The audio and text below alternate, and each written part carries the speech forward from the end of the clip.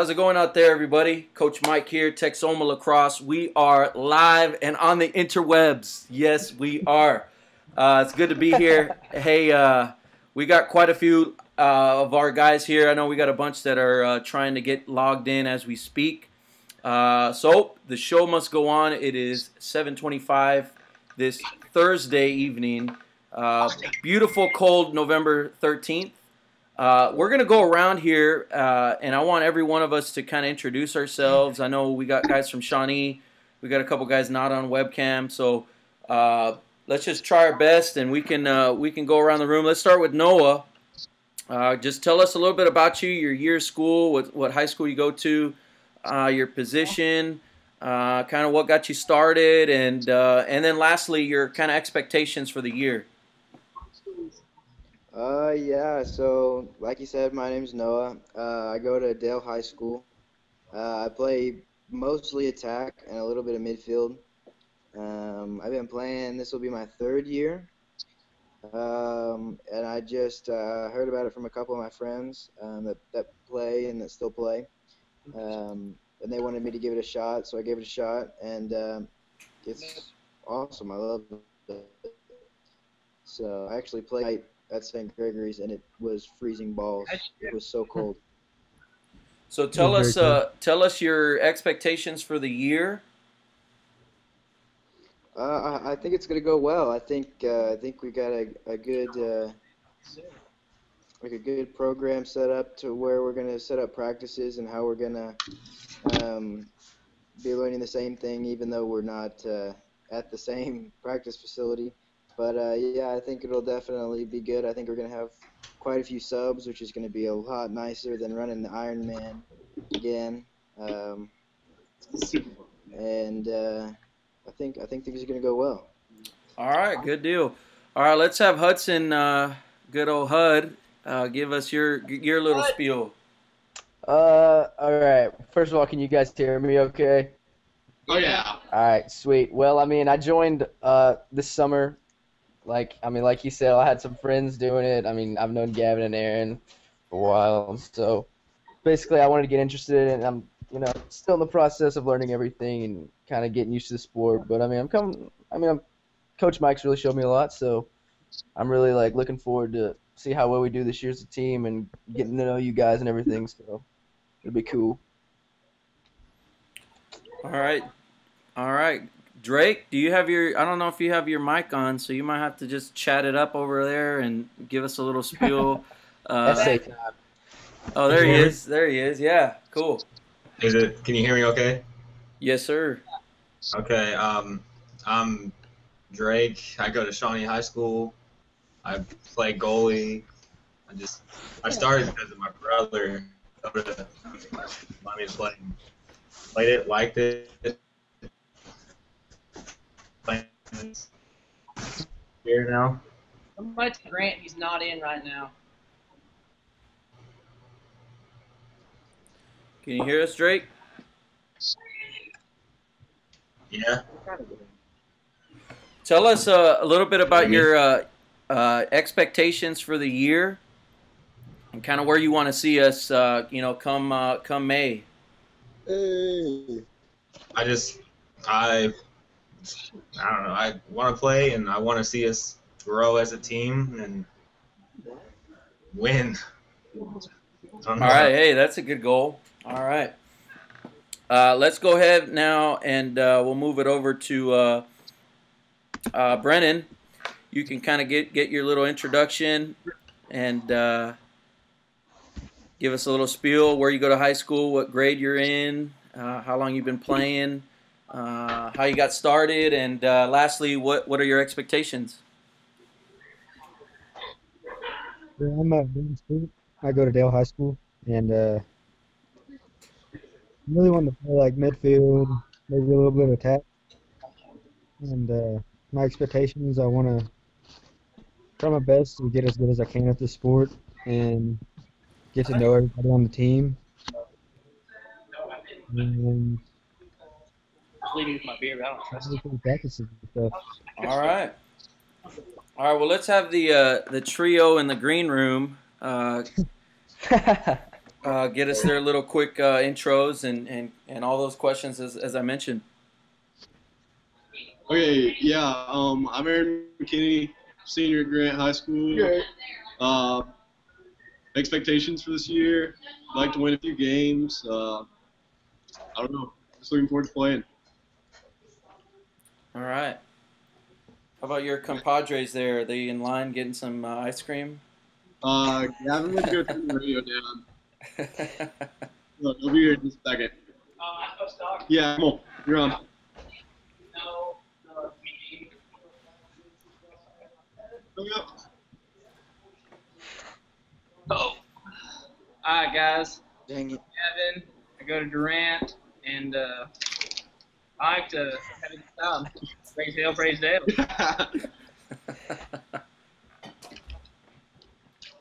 All right, is it just you two there? Landon's on the backside. Yeah. Oh, okay. Tell him to come around. We all got to see him eventually, so might as well do it right now. Right there. All right. I like to shoot stuff. That's about it. Tell him your name. What are where your you go. expectations for the year? Oh, I didn't get my expectations. I'm Landon. Go to Grant High School. Ready to be able to come to a practice from work. You gotta speak up. And I want to win a few games. I want to be able to play. I want to play. But other than that, I like messing with my hair with this guy. But yeah, All I right. really need a guy with no shirt to put a shirt on. Aaron's about to make a shirt on. The cops are here and they say CP is illegal. Dude, where are y'all right now, Aaron? Cherryberry? Why are you a cherryberry? Nobody had Wi-Fi. All right. And last but not least, let's have Grant here Yes. coming in from Sherman, Texas, with his introduction here. I don't know. What do I say? I guess I'm the only guy from Texas. I really like to win. I haven't played a sport in like 2 years, so I'm pretty pumped. All right. Cool. Grant's from Sherman, Texas, Sherman High School. What body lifting or what do y'all call that nowadays? Powerlifting. Powerlifting. We had Landon, who there in the middle there, he finished 5th tier recently in the state for skeet shooting, so he's pretty awesome. Congratulations, Landon. That's legit. That's very impressive. So yeah, let's go ahead and get started here. Just to give you guys a quick rundown of what we're trying to accomplish tonight is just going to be a very basic overview of the game. I mean, we're going to go over just Lacrosse 101. Some of the Shawnee guys, I know you probably know all this stuff, and so bear with us. As we get into the season, we're going to discuss more tactics, more real specific stuff to what we need to learn. We're going to talk a lot about breaking down our film. So I'm going to be getting all of our games this year on film. I'm going to get a lot of our opponents on film. In fact, this weekend, I'm going down to Dallas to get our they put on a fundraiser where they're going to a lot of the area teams in Dallas are donating a lot of equipment for our new guys. So my goal is to be able to go down there. There's quite a few teams that we are going to play from Texas that are going to be playing in this tournament. So I'm going to be out there, scouting those games, trying to get some footage of those games to be able to then break down with you guys. I want to start off by thanking you guys for being here tonight. I'll try and keep y'all not too long. I know y'all got school and a lot of other things on your plate, but also I want to make sure that this video is suitable for parents too. I know we don't have any parents live with us tonight, but they may be watching this video as we speak, so I just want to remind you guys to watch your language and any controversial comments to yourselves. Everything that's on my screen is being recorded, so that's just kind of where we're at. Excuse me. I'm going to go ahead now and flip over to this screen share. And so what that's going to enable me to do is kind of discuss a few things with you guys. And basically, you should be able to see what I'm seeing on my screen. So I'm in the process of getting that switched over here. Go ahead and let me know if you can see what I'm seeing. Yes. Yeah. Well, sort Okay, of so kind of. can y'all see my mouse moving and everything? Put your clothes on. All right, guys. So I'm hoping you guys are seeing what I'm seeing here. But basically, what we're looking at is a lacrosse field. Maybe what I might try and do before I get any further, maybe if I could have you guys maybe mute your microphones. Just I'm getting a little bit of feedback. Sweet. Okay. So we're back here on the screen now. I'm going to ask y'all some questions, probably via chat. So if some of you guys have the chat capability, go ahead and use that. Or just to answer, you go ahead and use the microphone. But yeah, this is what a lacrosse field looks like. Hopefully you guys can see my mouse moving.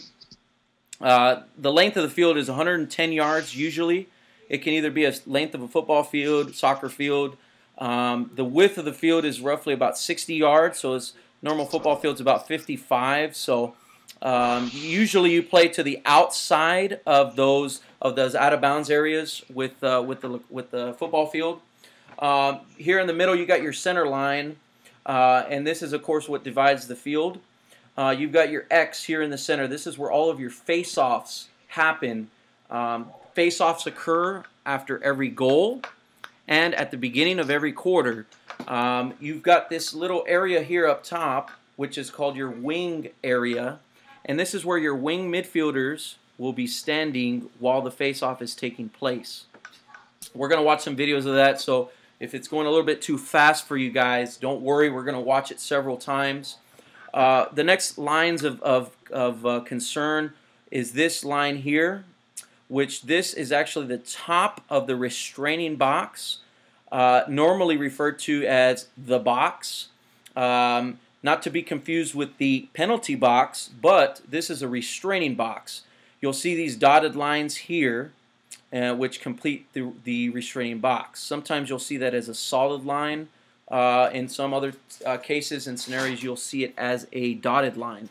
The whole point of this restraining box here in this area is that you have a certain amount of time from when your goalie, say we're here and on the right, our goalie has the ball here in the crease. This here circle is the crease. This is right where the goal would be placed, and that's where our goalie would be positioned. As soon as he takes over possession of the ball, we have 30 seconds from that point to move that ball into this box. So it's imperative that we can't just hang around with the ball down here and just kind of hog the ball. We actually have to move the ball to the restraining box and inside. Usually what happens is we move the ball upfield and we kind of come up here to the corner and kind of run in with it at the corner and then kind of run out. And then we're able to make our substitutions, which are done here. Down here is where the benches are. This would be kind of our bench here on the left, and the opposite team would be here on the right. This is the place you would substitute in. There's usually 2 cones, excuse me, and you run through those cones, and it's all done, substitutions are done on the fly. So usually we're able to get our personnel off and on the field as we, when we make those decisions. Am I going a little bit too fast for everybody? Is everybody on key here, on pace with what we're doing? Okay, good deal, good deal. Well, let me go ahead and get to my second slide here, or my second tab, I should say. It should be a little bit, this isn't really quite the best photo that I was able to find online, but it was one that I think is easy for you guys to understand, because usually the players that are here in this middle section you're going to be your midfielders. They usually are playing offense and defense. You've got your defensemen here who usually play defense, obviously. Now, that's not to be confused with the fact that defensemen, in the process of defending, come up with a loose ball, and then they lead the transition up the field and can score goals. So, just because a defenseman is primarily focused on defending the goal, there's very much so opportunities for them to assist and make those transitions in this game. And that's a lot. I'd say at least 50%, if not more, of this game of lacrosse is based on transition and fast break opportunities. And so it's imperative that the entire team, defensemen, even goalies included, are understanding of how a fast break should work. And so you'll notice that as we get closer and closer to season, we're going to be focusing a ton of our time on those transitions where our defenseman or perhaps a long stick midfielder is able to move the ball up the field and we're able to get some clear-cut opportunities. Lastly here, you've got your attackmen. Now the attackmen are usually your players who are your offensive-minded, your offensive gurus, your best ball handlers, and your quickest guys. So again, they're going to be playing around the opponent's goal. And so I'm going to go ahead now and kind of discuss and show you a few photos here. Are you guys still on pace? Are we still good? You guys are following pretty good? Okay. And Shawnee, guys, you guys know this. Y'all learned this when y'all were real young. This is an example of an attackman here. And you can tell because they've got a defender on him. The defender obviously has longer sticks that enables for reach. You're also going to notice that this attackman, just based on his equipment alone, you can see that he's very well padded in his arms. In the return, you're going to notice that the defender here does not have very many pads, or usually isn't as padded, due in large part to the fact that usually the defenders are going to be the ones enforcing, hitting, putting on the pressure, using his stick to keep the attacker from coming in and scoring goals. You're going to notice here a lot of the attackmen usually have to carry their stick in an upright position close into their body. You'll notice that the body is in between the defender and the ball. This is an example of very good stick protection. You'll see the stick is right there by his head. The defender can't make a clear-cut check towards the stick because if he does, he'll hit him in the helmet. And, of course, as we know, that's a penalty. We're going to get into some videos here down the road here in about another few minutes. And we're going to watch a few of the rules and all. But moving on to my next photo, you're going to notice here a midfielder and a midfield defenseman. You'll notice that the pads are still quite padded. However, you're going to notice there's quite a bit more room, and they're not as heavily padded per se as an attackman, and that's to give the midfielders more mobility, more opportunities to run up and down the field. You'll notice the short stick defender here as well. You'll notice that there's quite a bit of area here where he's not very padded. And so midfielder again, stick protection, and there are times whenever the pressure is being applied here, and you know he's kind of shoving him back. You'll notice that the stick protection, the stick is in between the body and the defender here. So moving forward, looking at our goalie here, the goal here. And the goal that we will use, regulation size goal, is 6 feet by 6 feet. It's quite a bit of area to score. You'll notice here on the ground there's a white crease. It's a circle that goes around the goal. You'll kind of see it here with my mouse. You'll notice also on this field that there's quite a few other markings. The yellow, which is girls lacrosse. And then you're going to notice there's probably even some other lines that can be on the field. So we'll get into that in the videos. I'll kind of pause one and show you. Typically, you know, your goalie is going to wear more heavily padded chest protectors. He's usually going to wear, you know, some more arm reinforcement, some heavier gloves. And then at times you could even see goalies where they actually will wear sweatpants. And underneath the sweatpants, they're going to have kind of like your catcher style shin guards, if you will. Although traditional goalies, you know, don't normally wear that. You know, and so it just depends on the goalie. But you'll notice here that the goal, there's quite a bit of area for scoring. That's one of the big draws to the game, is that lacrosse games can be very high scoring. I'd say the average lacrosse game can go into the 12-10 or a 14-12. Moving forward here, this is an example of the University of Denver. Are you guys able to see that University of Denver photo there? This is an example of lacrosse being played in the snow. Obviously, Denver being cold, you're going to notice that the equipment is still the same, although they are layering up quite a bit more. They've got sweatpants, and underneath those sweatpants, they're usually wearing some kind of a compression layer, a thermal layer, and then, of course, their sweatpants on top of that. It's also, you'll notice here that they've got a hoodie that they've put on.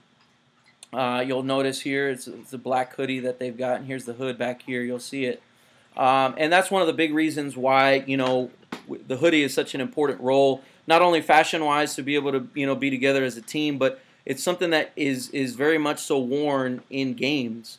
I don't anticipate us playing very many games in the snow. In fact, there's a possibility with our games being played in early January, middle of January, that there could be some possibilities of snow. Of course, it's impossible to tell this being this far out in advance, but I think it's important for you guys to also understand what is proper. I'm going to go ahead and also kind of flash up to this page here, exactly kind of what I had discussed. It's just an article about the compression gear layers. You know, and it talks a lot about how it's not just Under Armour shirt and then you throw up a layers on top of it. You know, you want to figure out that sweatpants are good because they give you room to, you know, there's room to breathe. You know, you don't want them too baggy. You want them to fit right. So some of you guys that wear, you know, double X or whatever, you know, we want to try and wear something that's a little bit more, you know, form-fitting, I guess you could say. Also, and this could help you, Noah, and the guys that played today, Brennan, latex gloves are important to wear underneath your lacrosse gloves. So what ends up happening is those latex gloves underneath will kind of help you retain that heat in your hands and in your fingers. Another thing, if there are some guys that are allergic to latex, I'm sure there's alternatives for that. My wife and her family, they own a pharmacy here in Durant, so I'm sure I can get some non-latex gloves for those latex allergic folks. Lastly, here it talks about taping your ear holes to the helmet. There's quite a bit of wind, especially being here in Oklahoma. We're going to be playing games in Wichita, Kansas.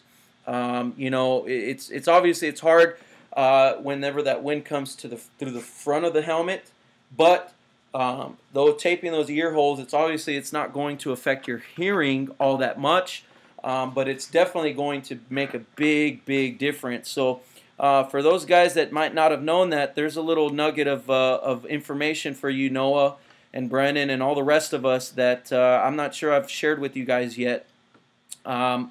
Lastly here, can you guys see this video that I've got pulled up? I'm gonna try. Yeah, I'm gonna see if I got a little playlist put together, and I'm gonna try and see if I can play it, and that way we can kind of go through it together. But so far, you know, I'm gonna open up the floor. You guys can unmute y'all's microphones. I know I really hadn't asked you guys too many questions yet, but just initial thoughts. Any questions that we might have up to this point? Go ahead and feel free and let those be known.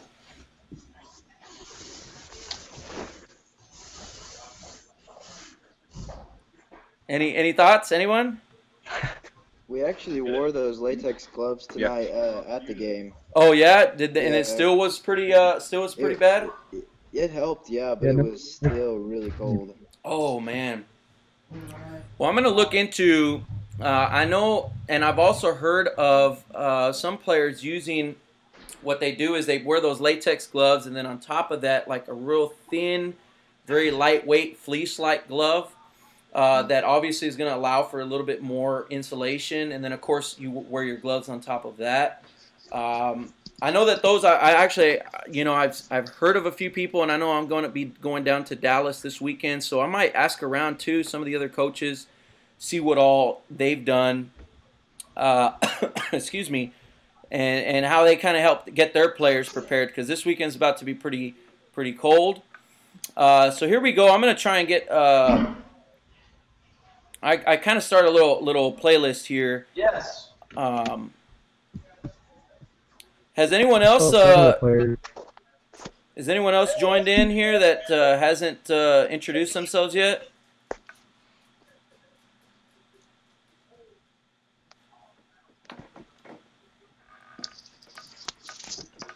Who's Monster Milk? Monster Magnification? Monster. Who's Monster Milk or Monster? What did y'all say? It's Dylan. Oh, okay. Hey, how's it going, Dylan? Hey, before we get any further, I want you to introduce yourself to the other guys. Just your name, what high school you go to, what grade, how long you've been playing, and what your expectations are, what your goals are for the year. Okay. My name's Dylan Shaw. I'm a sophomore at Shawnee High School. I've been playing lacrosse for I guess technically 4 years now, if I count my first year. And I would like to be better than 500 this year. All right, yeah, that's a good goal. That's a good goal. I'm gonna go ahead now and I started this other playlist. I actually posted the first one up last night. What was that lax ref thinking? We're gonna go into that at a separate time, but I kind of came up with this video here called Lacrosse 101.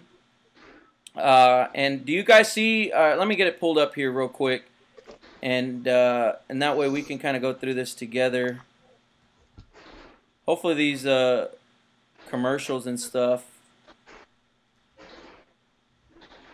I'm gonna full screen it, and maybe can you guys see that full screen?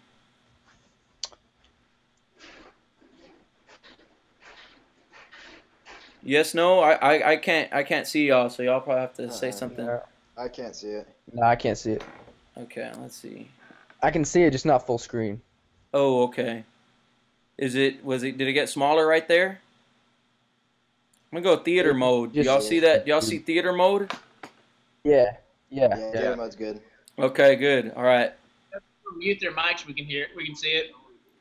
Yeah, maybe you guys mute y'all's mics, and we'll kind of let this play out because this guy he kind of talks a little bit some general rules, but it's actually a pretty well put together video. I kind of actually thought it was pretty solid. So without further ado, I'm gonna go ahead and play it, and I want you guys in the comments, if you can, to let me know if you can hear it, and if I don't know how I can adjust volume, but make sure y'all can hear what they're saying as well. So here we go.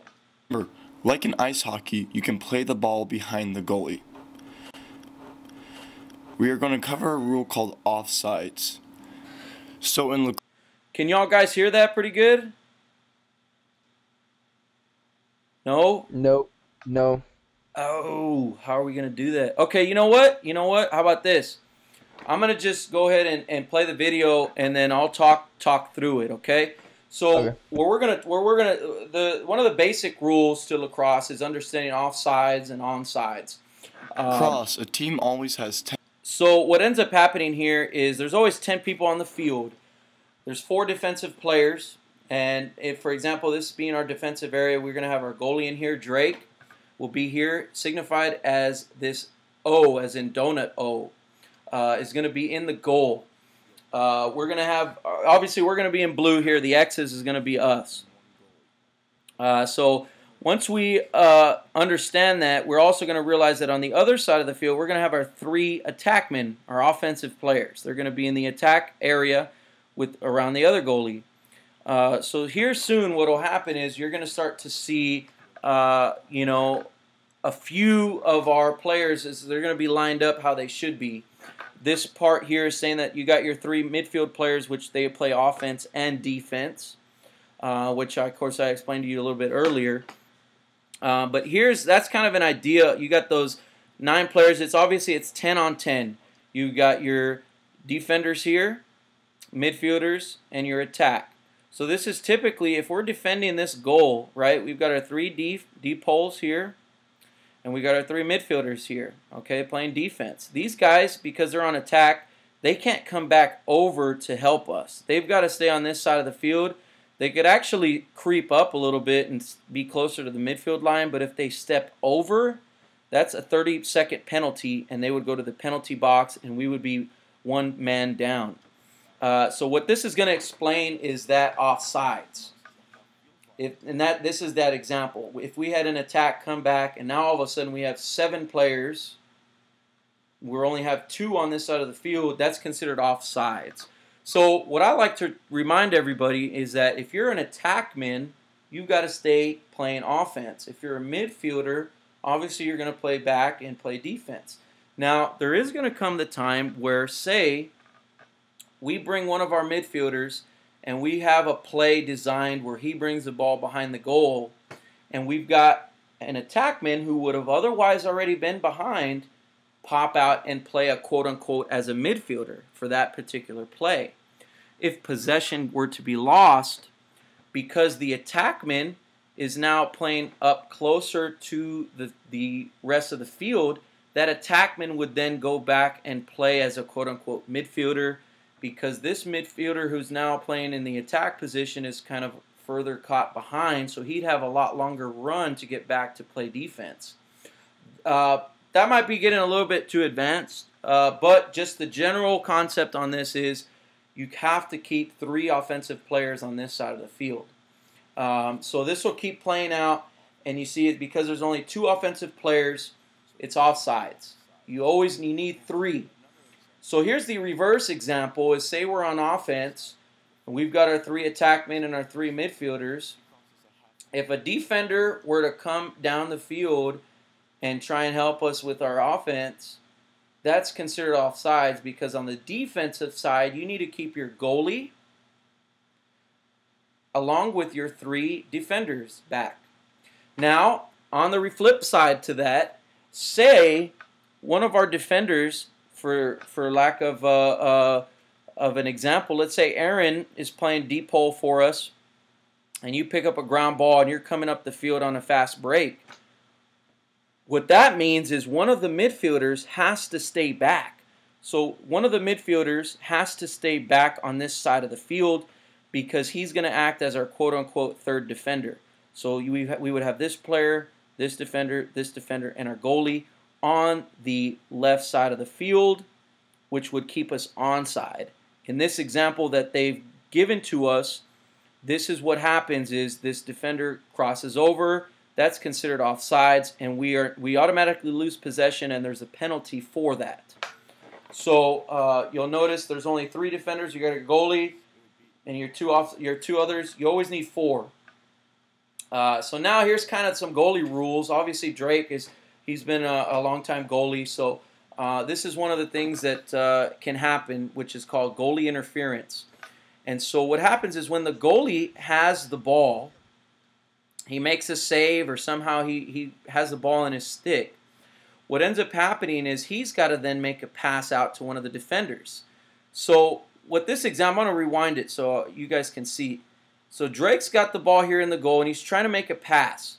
So he's going to make one cradle, and here's the opposite team's attackman who's going to try and stop the pass from going out. You'll notice that he actually makes contact with the goalie, and that's called goalie interference. You'll notice, bang, he hits it. He hits his stick, and you'll see the big X. That's no, you can't do that.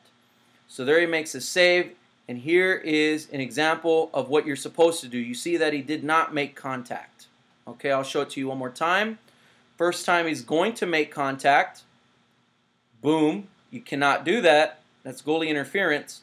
The second example here, he properly defends. You see how he's kind of a little bit further back, and he does not make contact. That's called goalie interference, and that's very important, because if we are to interfere, what happens is the other team would get a free clear, and it's basically like they'd get a free inbounds, whereas normally we would want to pressure the ball, depending on the team we're going to be playing. Going forward, in and out of the crease, this one's for Drake, and basically what this is that if the ball's outside the crease, the goalie, Drake, can come out and grab it, but he cannot go back into the crease. If that happens, that's an automatic turnover. So here he goes picking it up, and if he runs back in, you cannot do that. If he picks it up, he has to stay outside of the crease. So here's now some general rules. That one's pretty simple for Drake. But this is the position of the ball, and this is based on shooting. For some of you guys that don't understand what happens, I'm going to flip back to the field here. And so for the sake of the example, say one of our players, let's say it is Landon up here at top left and midfield, he shoots and it hits off the post and it goes out of bounds and it ricochets out of bounds. It's actually, as soon as that ball crosses over this end line, it's actually the closest player to that particular spot. Whichever team is closest to that spot is going to be the team that gets awarded possession again. So if the shot comes, bing, hits off the post and it goes out of bounds, you'll always notice that there's a group of players, usually the closest to that area, that's going to chase after it, and there's usually a referee standing right here to judge who was the closest to that spot. A lot of times you'll see the goalie run out and run closest to that spot, because if the goalie is the closest, their team would be awarded possession. So here we'll see an example of that. Don't mind that kind of weird dude in this video. But here comes a shot, misses the goal, and you'll notice the goalie runs out after it, and because he's the closest to it, pending there's no other attackman outside of the viewpoint of the camera, the goalie and their team would get awarded possession. Cross-checking, this is one of the things as we get into learning the physicality of the game. I know we haven't quite gotten to that part yet, but we will be here soon. This basically, and what this player is demonstrating, is that you want to keep your hands close together. You'll notice the green check mark for keeping your hands close. A cross-check is what happens when you have space in between the stick and you were to press forward and press into someone, crack into someone. That's going to be considered a cross-check. So in this example, there's space, that's a cross-check. This here, with his long pole, you'll see there's quite a bit of space. If you do this, that's a penalty because there's a lot of space here. You'll notice, bang, pushes up on him. You cannot do that. That's a cross-check. The proper way to do that is to get your hands closer, and that was kind of a weird angle. I wish they would have did it at a better angle. Here's the incorrect way, but you guys can follow. You got to get your hands closer, and here's what's interesting. You're going to notice on this, and this is one of the new rules that just came out this year. I know you guys probably don't keep up with all the rules like I do, but starting this year, if you are to hit up high, even though that's not considered the neck area, that's considered high, and that would be a penalty. So this actually, you've got to hit him more in the stomach, sternum area, lower, for it to not be a penalty. And you'll notice that he's going to follow through up high, and that's considered a penalty if you follow through high. And even though that was kind of a, obviously it looked simulated, that wasn't really a hard hit. The defender kind of sells it. That you have to just keep in mind. You keep your hands close and you hit them a little bit lower. And you get a much better hit if you just lean a shoulder into them. You're obviously not allowed to lead with your head. You're not allowed to hit the opponent in the head.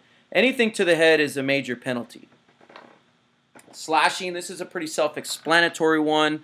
Anything that's deemed excessive, slashing is going to be called a penalty. It doesn't matter if it's to the head.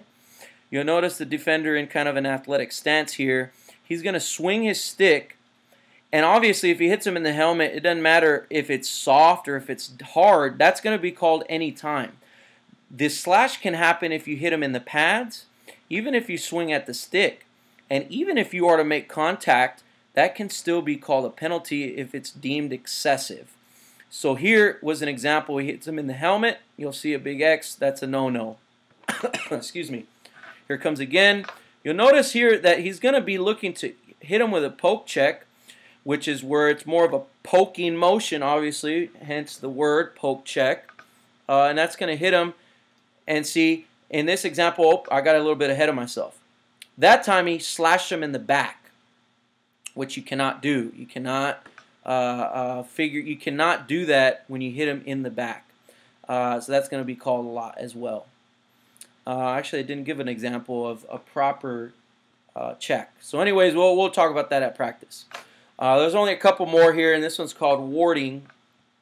And basically what this is when you cradle one-handed, you can put your left hand out. However, you cannot push off with it.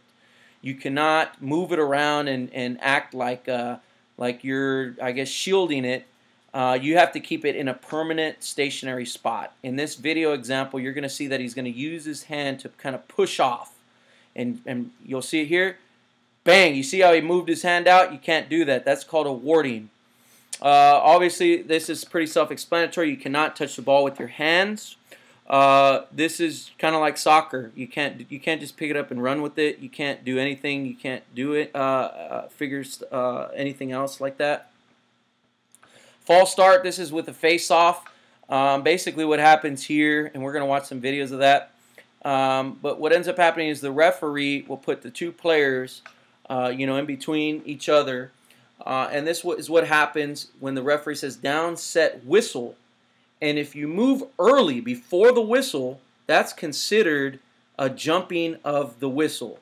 And that's obviously there's a whistle there, and he jumped early. That was the example. So this second example was where they both waited for the whistle, and so they were able to actually go through just fine with it. So far, I mean, I know you guys probably, I don't want this to be too boring and me talking a lot, but I just thought about, opening up the floor to some questions now from you guys. You guys can go ahead and unmute.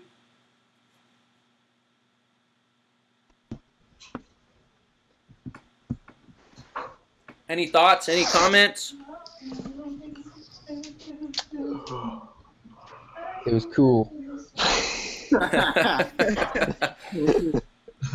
All right, so what I'm going to do, I'm going to finish out with just 2 more videos. I don't want to keep you guys too long.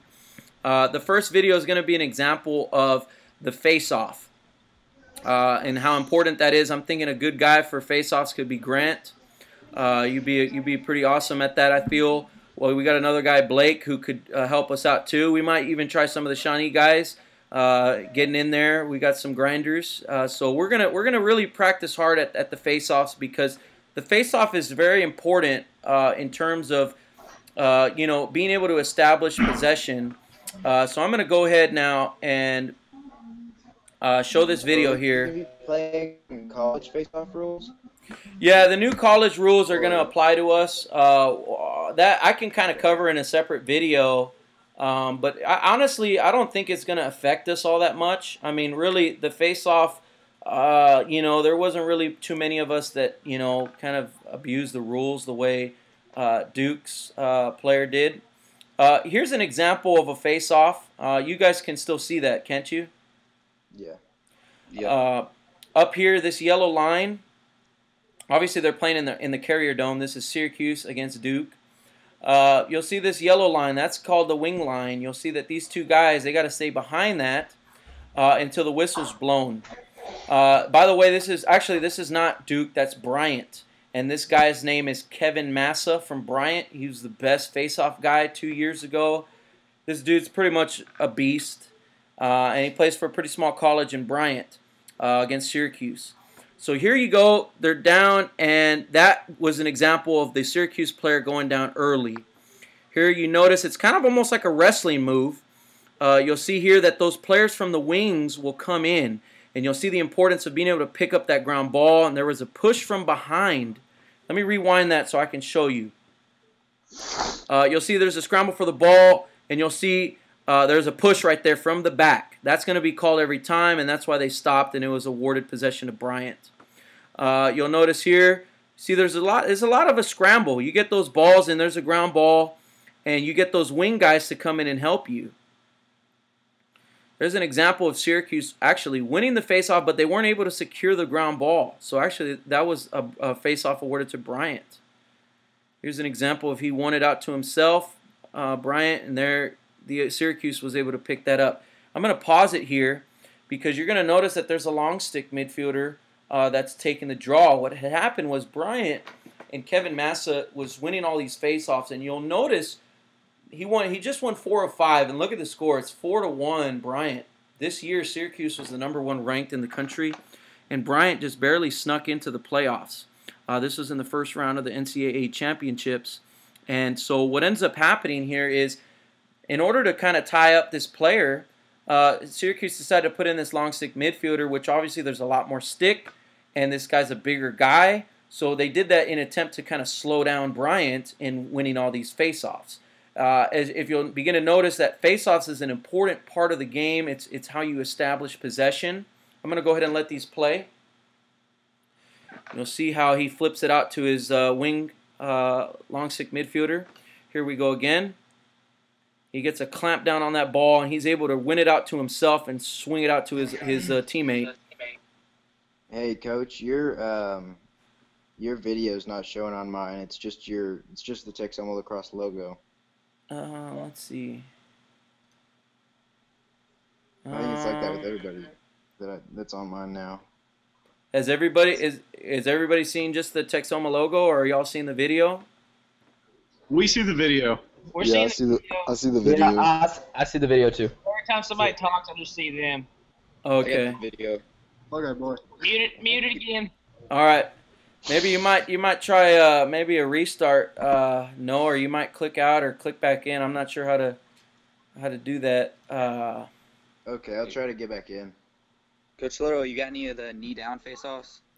You know what, I do, and I'm trying to think of who's a guy. Yeah, you know what? I want to show you a guy. Actually, I want to show you.